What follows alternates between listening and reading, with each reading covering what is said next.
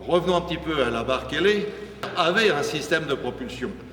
Vous vous souvenez que les ailes de la barque ailée étaient articulées et donc elles pouvaient être orientées un peu par des leviers de façon à modifier effectivement l'importance de chacune des ailes, c'est-à-dire contrôler le vol pendant un plané, mais aussi on pouvait théoriquement, d'après Le Bris, les agiter de façon à propulser l'avion. Et pour cela, il avait ajouté deux caractéristiques à sa machine. D'une part, les ailes avaient un mouvement oblique, c'est-à-dire qu'elles étaient conformes à l'idée qu'on se faisait à l'époque que les oiseaux nageaient dans le ciel. Et donc les ailes se déplaçaient de haut en bas et d'avant en arrière comme un mouvement de brasse, plus ou moins dans l'air. On sait que ceci est faux comme idée. Depuis, on sait que les oiseaux volent autrement. La deuxième chose qu'il avait imaginée, c'est que lorsqu'on a des ailes battantes, eh bien, malheureusement, on a l'impression que le battement montant et le battement descendant s'annulent, et s'ils étaient absolument symétriques, eh bien, en battant des ailes, on resterait toujours au même point.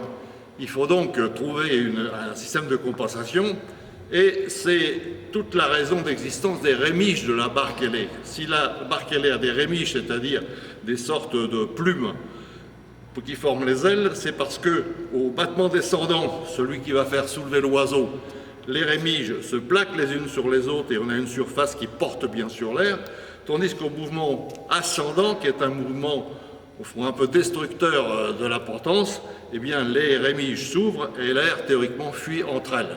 C'est donc par ce système de clapet qui a été repris par de nombreux inventeurs au début du XIXe siècle, dénommé Walker par exemple, Bréant également en 1854.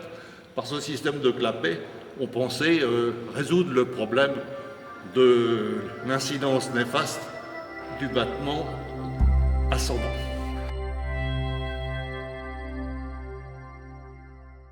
Alors, ce qu'il y a d'original dans la machine, c'est que Le Bris a conservé les mêmes principes de contrôle de vol par une variation différentielle de la portance des ailes, mais il a utilisé un système totalement différent.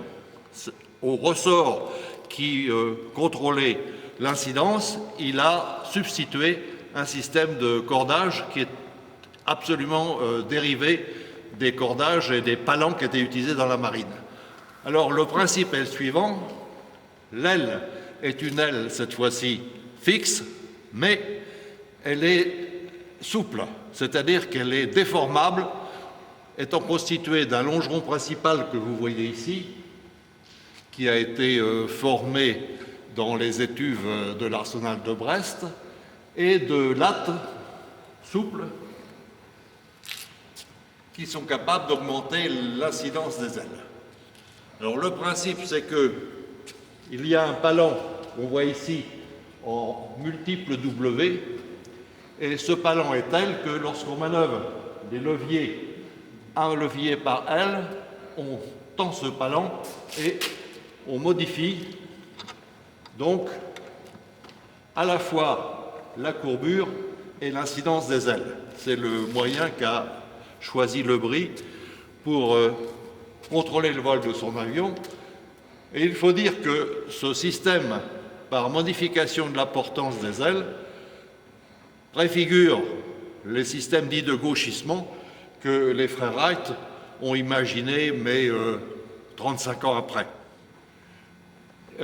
Un second point qui apparaît moins, c'est que Le Bris a conservé exactement un autre principe qui était déjà existant sur sa barque ailée, à savoir qu'il arrive à contrôler la stabilité de la machine lorsque l'incidence varie.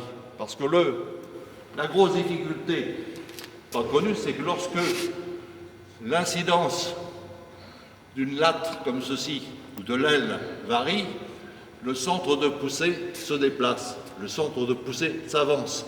Si j'augmente l'incidence, les forces, au lieu de s'exercer ici, vont s'exercer là. Alors, Le Bris a trouvé une solution astucieuse, puisque les forces s'avancent, eh bien, il va reculer l'aile.